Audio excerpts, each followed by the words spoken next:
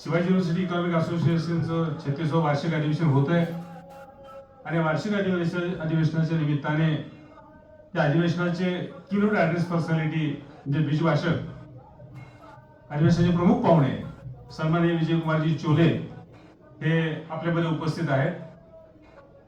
मी अगदी फार न वेळ घेता साहेबांची फक्त तुम्हाला एवढीच ओळख करून देतो.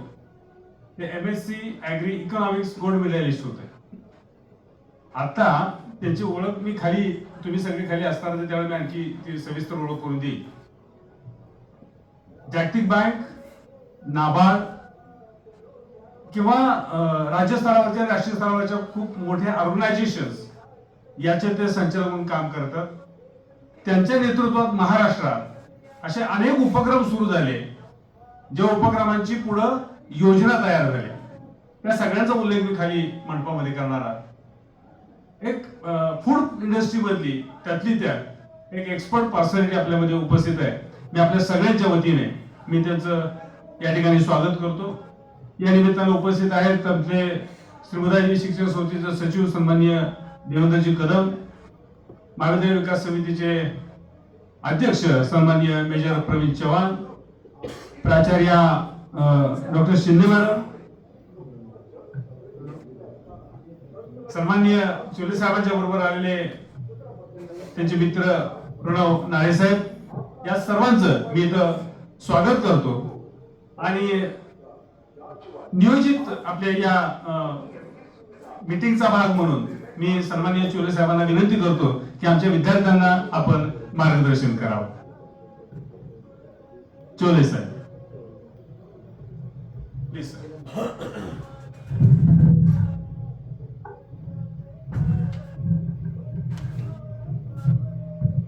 Good morning. गुड मॉर्निंग सगळ्यांना.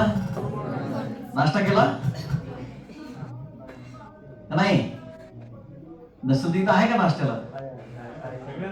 आहे ना? ओके. सो मी खरं तर पहिले शेट्टी सरांना मी अप्रिशिएट करतो की लाईक त्याने फार चेंज केलं मला ह्या आजच्या डेटसाठी. म्हणजे ते मी रिप्लाय जरी केला नाही तरी ते विचारायचे सर काय डेट सांगा म्हणून. तर म्हणजे त्यांच्या पेशन्सला म्हणजे फार ॲप्रिशिएबल आहे. ॲट द सेम टाइम आमचे मित्र समीर की शेटगेनमुळं आम्हाला समीर भेटला पुन्हा एकदा. So that is also good thing.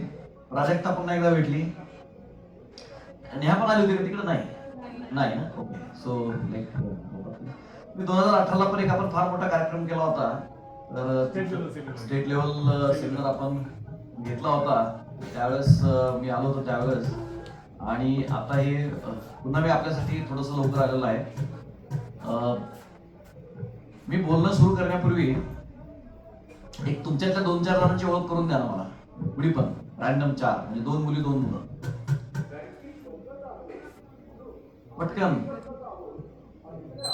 तुमची ओळख करून द्या फक्त. उभं राहून केलं तर झालं. काय काय? हा फर्स्ट इयर. 12वीला किती टक्के होते? 45. अच्छा. अजून एक जण म्हणजे एक मुलगा आणि 2 मुली नंतर.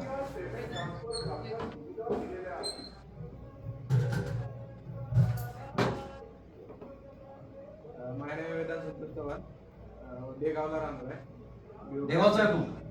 कुठलं देगाव? देगाव बोईन्स. भुईंजवळ. संतोष चव्हाण. बोल. मी क्लास 10 ला. 2 मुली.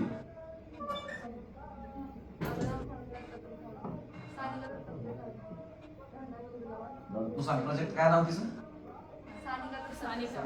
सानिका. ओके. तुला किती टक्के होते?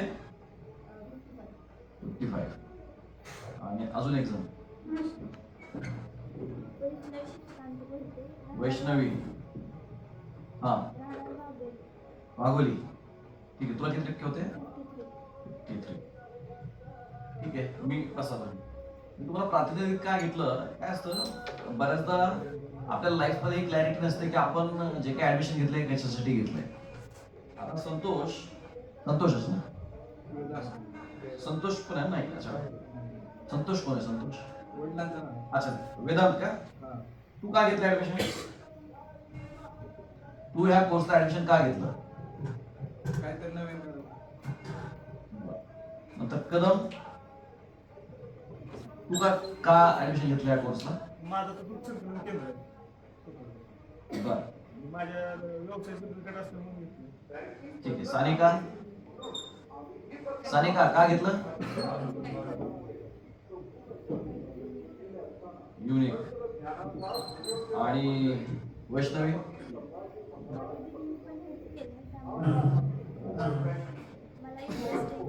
ठीक आहे. तर काय करिअर, आता इथं आपल्याला विषय असा ठेवायचा की scope and career opportunity food processing. सगळ्यात महत्वाचं जे असतं की तुम्ही म्हणजे त्या कोर्सला, ज्या कुठला कोर्स असेल, शिक्षण जे काही स्ट्रीम असेल, त्याला जे ऍडमिशन घेतात त्याचं तुमचं ऑब्जेक्टिव्ह क्लॅरिटी असणं फार गरजेचं असतं. पुढचं मी मुद्दे बोलण्यापूर्वी मी माझ्याविषयी थोडं सांगू इच्छितो की माझ्याविषयी म्हणण्यापेक्षा लाईक मगाशी जे डॉक्टर शेडगे बोलले वगैरे की फूडमध्ये आहे किंवा पोस्ट मॅनेजमेंटमध्ये मी काम करतोय. तर मी 1995 लिहून ठेवलं होतं की मला लाईफमध्ये काय करायचं आहे, म्हणजे इन्क्लुडिंग की कुठला कोर्स करायचा आहे, का करायचा आहे, त्या कोर्सेसचे जे आउटपुट आहे ते मल्टिपल आउटपुट असू शकतात ना. समजा तुम्ही आता वियोग करताय, त्याला जॉबमध्ये आपल्याला भरपूर ऑपॉर्च्युनिटीज आहेत. प्लस तुम्ही सरकारी नोकरीमध्ये जाऊ शकता, प्लस तुम्ही स्वतःचा उद्योग सुरू करू शकता. तर हे मी त्यावेळेस घेऊन काढलं होतं. तुम्ही आता फर्स्ट इयरला आहे ना? का काय असते, 12वी का? फर्स्ट इयर आहे. हा हा, तर तुम्हाला अजूनही वेळ गेलेला नाही. तुम्ही आत्ताच काय केलं पाहिजे की तुम्हाला लाईफमध्ये काय करायचं तुम्ही लिहून ठेवलं पाहिजे. जे काय असेल ते असेल. काय असतं की हे जे तुम्ही सांगितलं की काहीतरी नाविन्यपूर्ण करायचं आहे, मग मिल्क प्रोसेसिंग होतं म्हणून आहे. कदम, तुझं मिल्क प्रोसेसिंग होतं म्हणून तुला पुढे करायचं ना. आणि सानिका म्हणते काहीतरी युनिक करायचं आहे. आता तुम्ही एका एका शब्दाचे लिहिलेलं आहे, तर तुमचे 4-4, 5-5 पानांचे तुमचे हे विजन आणि मिशन स्टेटमेंट झाले पाहिजेत. म्हणजे याच्यातलं एखादं उदाहरण घेऊन आपण, म्हणजे आता तुम्ही पुढे जाऊया की युनिकनेस म्हणते सानिका म्हणून जे आहे ते युनिकनेस म्हणत आहे.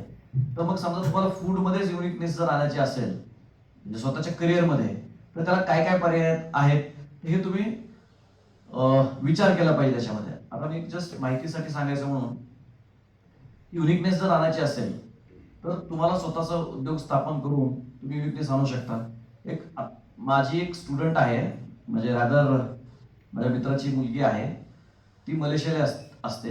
मग लग्नानंतर मलेशियाला गेल्यामुळं तिच्या करिअरमध्ये ब्रेक पडला, ब्रेक लागला. ब्रेक लागल्यानंतर आता मुलं मोठी झाली, तिला पुन्हा फूडमध्ये काहीतरी करायचं होतं.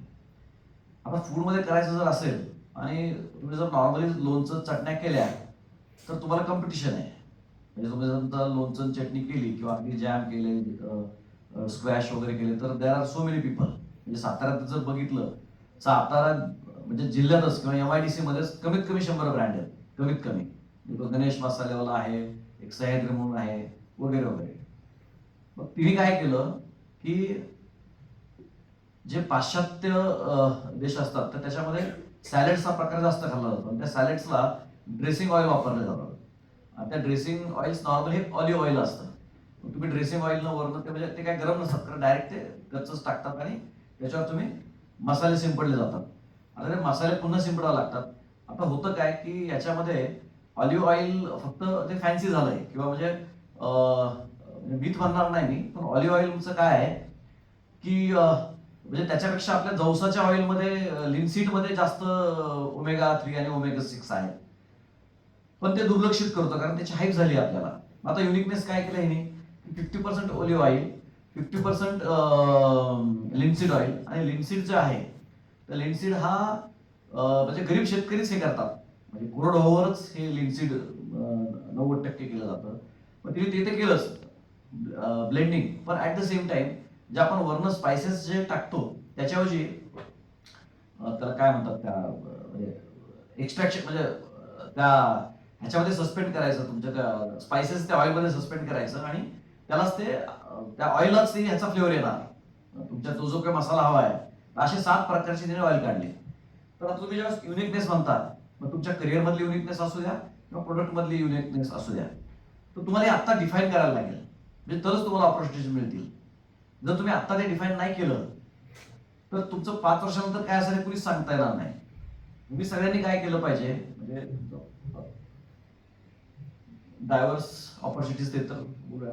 पण समजा तुमचं पहिलं जे आहे तर तुम्ही काय केलं पाहिजे आता, की मी 3 वर्षानंतर कोर्स सुरू संपल्यानंतर मी काय करणार आहे, असं एक तुमचं एक मिशन लिहून ठेवलं पाहिजे. की ज्यांना जॉब करायचा आहे त्यांनी लिहून ठेवलं पाहिजे की मला जॉब करायचा आहे. ज्यांना बिझनेस टाकायचा आहे त्यांनी बिझनेस लिहून ठेवला पाहिजे. बरं, बिझनेस ज्याला टाकायचा आहे किंवा ज्याला एक्सपान्शन करायचं आहे तर त्याने हे लिहून ठेवलं पाहिजे की एक्सपान्शन करत असताना तो नेमकं काय बघतोय. म्हणजे साताऱ्यातलेच एक अम्ब्रोशिया म्हणून फार चांगली बेकरी, माहिती किती जणांना माहिती आहे अम्ब्रोशिया?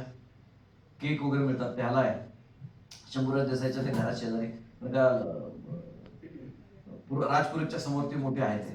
त्यांचा 12 कोटीचा टर्नओव्हर आहे. 12 कोटीचा टर्नओव्हर असून सुद्धा they are not able to decide की what is the way forward. तर तुम्ही आता तो एक तुम्ही लिहून ठेवलं पाहिजे की तुम्हाला समजा तुझं डेअरीचं आहे.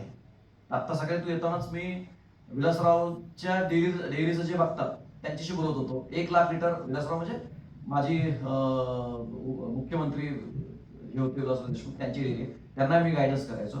तर आता पुढचं ते काय करतायत की 1 लाख लिटर पर डेची त्यांची दुधाची कॅपॅसिटी आहे. दुधाची कॅपॅसिटी आहे आणि आता ते फक्त ताकच करतायत, ताक आणि दहीच करतायत. आता जोपर्यंत हे पुढचं व्हॅल्युएशन करणार नाहीत किंवा कॅपॅसिटी वाढणार नाही तोपर्यंत त्याचं पुढे काहीच होऊ शकत नाही. ऍट द सेम टाइम काही छोटे छोटे डेअरीवाले आहेत की जे दुधामध्ये कामच करत नाही, ते फक्त व्हॅल्यू ॲडेड प्रोडक्ट्स मध्ये काम करतात. तर तसं कदम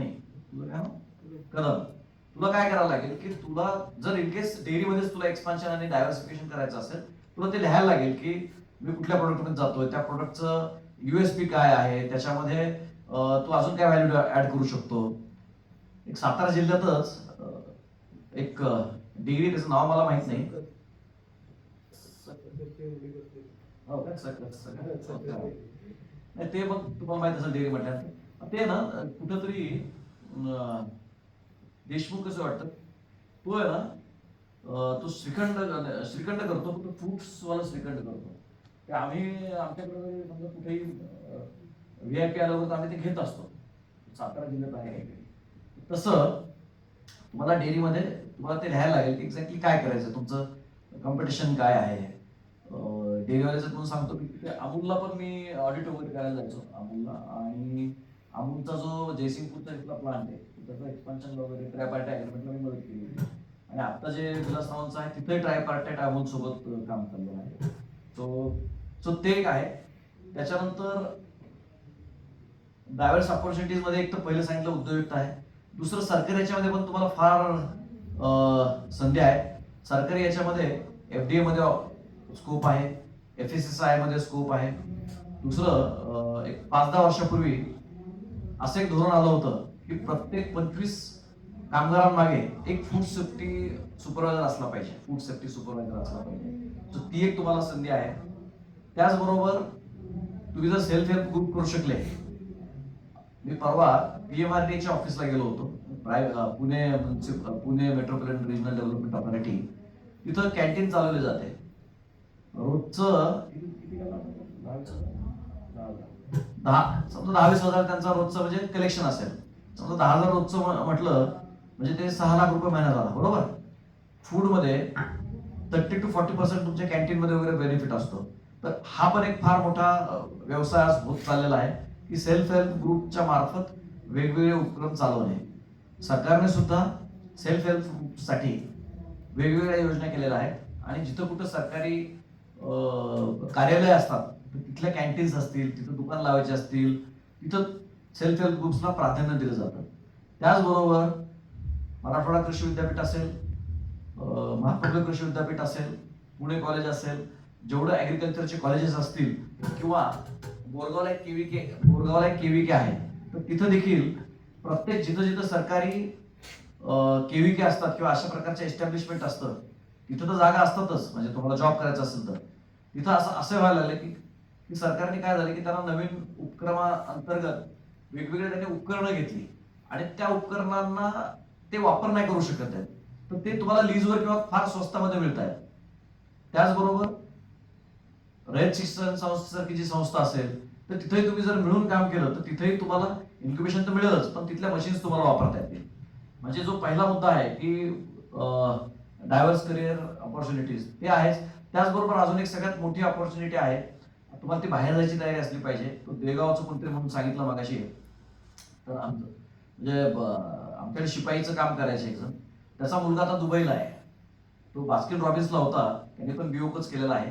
तो बास्किन रॉबिन्सला होता आणि तो गेला आता दुबईला. तर मी पण आता 1 महिनाभर दुबईला होतो.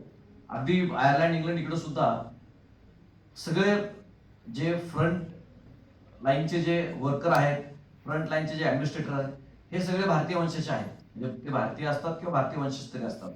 त्यामुळे ती एक फार मोठी संधी आहे. म्हणजे माझं असं मत असेल की तुमचं पुढचं प्रोजेक्ट तर तुम्ही इनिशिएटिव्ह घे आणि जे नाफारी आहे, नॅशनल ॲग्रिकल्चर म्हणजे गिरीश चितळे जे आहेत ते तिथं, त्याच्यानंतर Maratha chamber of commerce industries ह्यांच्याशी टायप करून ह्या जर मुलांना जर आत्तापासून जर तशा प्लेसमेंटच्या कुठे ऑपॉर्च्युनिटी मिळत असतील तर त्या पद्धतीने आपल्याला तयारी करून घेता येईल.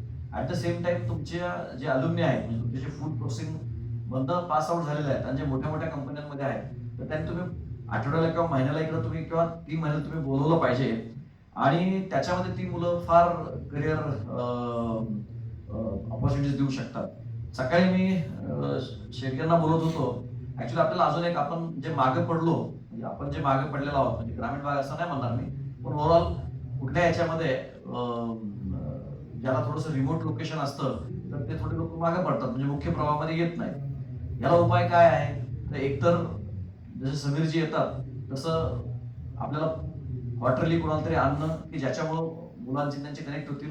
आणि फक्त असं नुसतंच असं न आणणं, त्याला जर त्या स्पर्धेची जोड देता आली की जसं एक खालसा कॉलेज म्हणून आहे, it's very reputed college in food, माटुंग्याला आहे. आणि ICT आहे, इन्स्टिट्यूट ऑफ केमिकल टेक्नॉलॉजी, त्यांचं म्हणजे भारतातलं बऱ्यापैकी नावाजलेलं फूड डिपार्टमेंट आहे. आणि तिथं मुकेश अंबानी तिथंच शिकलेले आहेत, ICTलाच शिकलेले आहेत, मुंबईच्या ICTला. तर तिथेही मला बोलवलं जातं, आमच्यासारख्या लोकांना बोलवलं जातं. तिथं सगळं मुलं करतात. मग त्याने काय केलं होतं की इनोव्हेशनचं स्पर्धा ठेवली होती. मग जज म्हणून बाहेरचे लोक येतील इंडस्ट्रीमधले आणि ते जज करतील.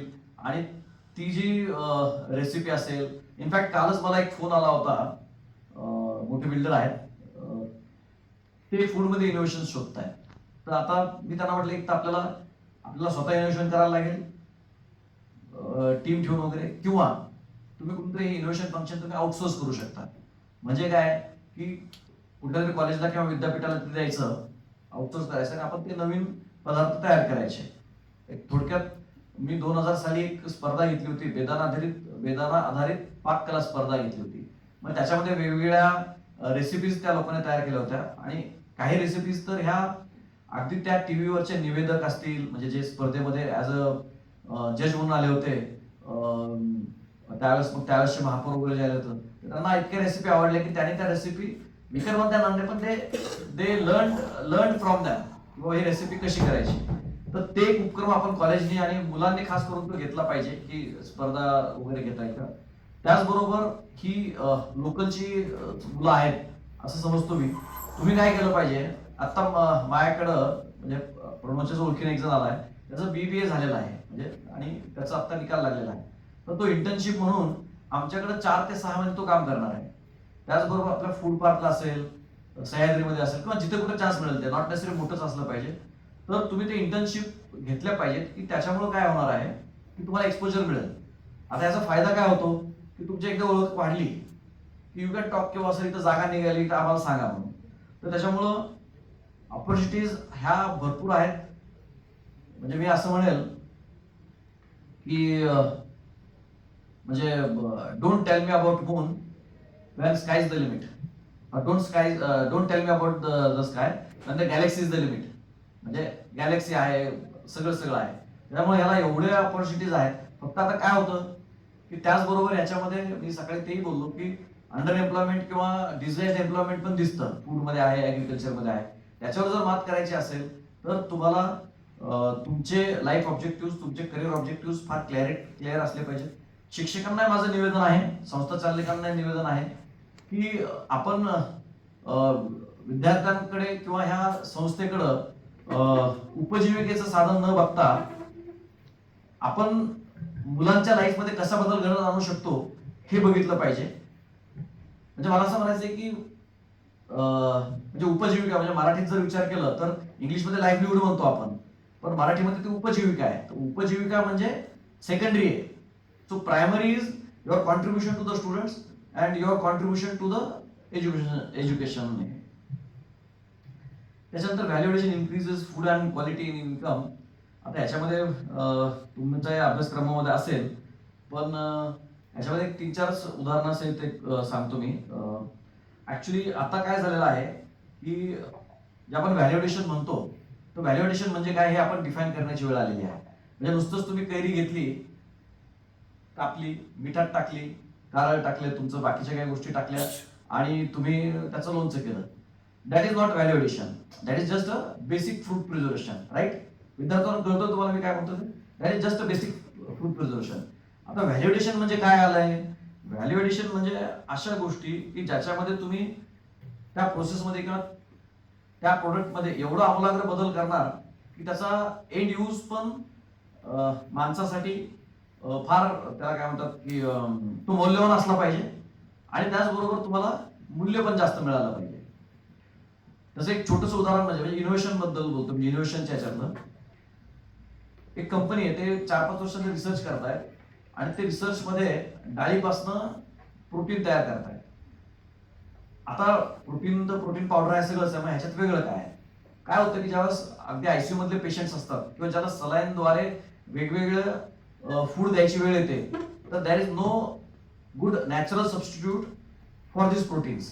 मग ते त्याने असं ते करायचं चाललंय. तर मग आता तुमची डाळ असते 70 रुपये, 100 रुपये, जास्तीत जास्त 200 रुपये किलो, पण ते जे आहे ते 2000-3000 रुपये पर केजीचं ते करतायत. तर त्याच्यामुळे तुम्हाला फूड क्वालिटी जे म्हणतो आपण, तर ते क्वालिटी आणि व्हॅल्युएशन ते त्या पद्धतीने तुम्हाला विचार केला पाहिजे.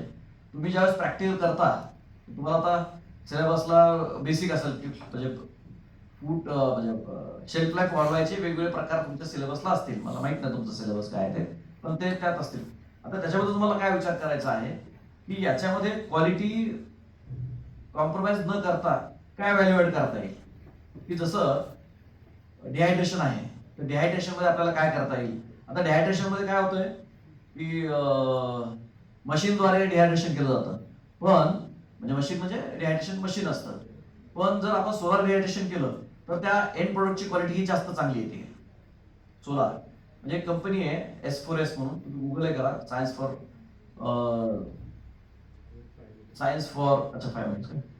फॉर सोसायटी म्हणून. तर त्याच्यामध्ये ते सोलारमध्ये ड्राइंग करतात आणि 650 कोटीचा टर्नओव्हर आहे. So these are very small things. ते एक आहे एंटरप्रेन्योरशिप आहे, फूड सेफ्टी स्टँडर्ड्स असं. बाकी आता 5 मिनिटं राहिले म्हणून मी थोडंसं कन्क्लुडिंगला येतो. एक तुम्हाला सांगतो मी की सध्या जागतिक ट्रेड जे काय चाललेलं आहे ऍग्रिकल्चरमध्ये, फूडमध्ये, भारताचा वाटा 1% पण नाहीये. आणि त्यावर जर आपण विचार केला तर आपण दुधामध्ये पहिल्या 5 मध्ये, आंब्यामध्ये पहिल्या 5 मध्ये, सगळीकडे आपण ह्याच्यामध्ये आहे. आपण थोडा दृष्टिकोन बदलला पाहिजे. विद्यार्थ्यांपासून सुरुवात केली पाहिजे. तुम्ही ते चायना आणि US हे सगळ्यात जास्त व्हॅल्युएटेड प्रोडक्ट्स तयार करतात. चायना, US आणि मलेशिया वगैरे आहे ते सगळ्या देशात. तर चायना जे काही देतं, म्हणजे मी स्टडी केला की चायना पीनट्स पासूनचे वेगळे प्रोडक्ट्स देतं. चायना वेगवेगळ्या प्रकारच्या चटण्या देतात. म्हणजे आपण जे आपल्याकडे जे अँसिस्ट्रली म्हणजे आपल्या पिढीजात आपल्याकडे समजा गहू तर नाही आपल्याकडे, पण ऑइल सीड्स असतील, फळं असतील, तर मिरची असतील, चिली प्रिपरेशन असतील, कट व्हेजिटेबल्स असतील, फ्रोझन व्हेजिटेबल्स असतील, हे आपण पूर्वीपासून म्हणजे माळव जे प्रकार म्हणतो आपण व्हेजिटेबल करतोच आहे. तर चायना ह्याच्यामध्ये आपल्याला सरपास करत आहे. आता कोविड नंतर आपल्याला एक फार मोठी संधी होती, आपण ते कॅपिटलाइज नाही करू शकलेलो आहोत की आपण व्हॅल्युएटेड प्रोडक्ट मध्ये चायनाला बीट नाही करू शकलेलो आहे.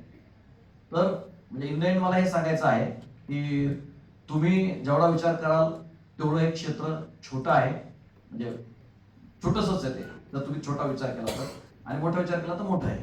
तर तुम्हाला तसा विचार करावा लागणार की आपल्याला एक्सपान्शन कसं करता येईल आणि मी हे तुम्हाला एक म्हणजे आपण एक स्पर्धा ठेवूयात आणि माझ्याशी रिक्वेस्ट असेल की विद्यार्थ्यांपैकी ते काहीतरी स्पर्धेचं त्याने आयोजन करावं. मग त्याच्यामध्ये इंडस्ट्रीला कसं आणता येईल ते आपल्याला बघता येईल. Where in the industry can sponsor some म्हणजे फर्स्ट, सेकंड और third prizes and if it happens we can sell this technology or this recipe to some हे ते एक आपण केलं पाहिजे. ऑलरेडी मला वाटतं उशीरच झालेला आहे. So thank you all the and will keep meeting. Thank you.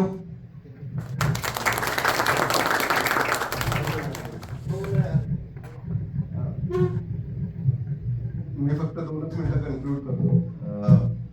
Shivaji university economic असोसिएशनच्या निमित्तानं विजय चोले साहेब इथं आले. कार्यक्रम मुख्य 10:30 पासून आहे. त्यातली त्यात वेळात वेळ काढून फक्त तुम्हाला भेटण्यासाठी आले. तर आय थिंक त्यांना ड्यू रिस्पेक्ट आपल्याला दिला पाहिजे. आपण त्यांना परत एक हाफ डे सेमिनारसाठी बोलू, पण त्या करण्यासाठी तुम्ही वैयक्तिक तुमचे काय प्लॅन्स आहेत ना ते थोडे ऍग्रिगेट केले पाहिजे की काय काय करता येण्यासारखे. थोडं वाचा. आणि ही फार मोठी इंडस्ट्री आहे. तुम्ही फार राईट ठिकाणी आहात. आणि असं नाही म्हणजे आजकाल लोक म्हणतात की कम्प्युटरला गेला, इंजिनियरला गेला म्हणजे फार करिअर आहे. ही इंडस्ट्री तुम्हाला फार मोठी करिअर देईल. फक्त त्यात तुम्ही व्यवस्थित घुसणं गरजेचं आहे. तो मार्ग आपण सरांकडून घेऊ आणि लवकरात लवकर आपण एक अशा पद्धतीनं सेमिनार, स्पर्धा ह्या माध्यमातून तुम्हाला एक क्लिअर मार्गदर्शन मिळेल. म्हणजे आता तर त्याला वेळ कमी असल्यामुळे त्यांनी हाय लेवल व्ह्यू दिला, पण पुढे आपल्याला कशा पद्धतीनं तुम्हाला वैयक्तिक पण त्यातून कनेक्ट करता येईल की मला कुठे जाता येईल अशा पद्धतीचं मार्गदर्शन करू. आणि एवढंच आश्वासन देतो. आणि थँक्यू सो मच विजय. वेळात वेळ काढून आपण त्यांना 30 मिनिट्स प्रायर एवढं मार्गदर्शन केलं. Will organise the seminar and the event as well.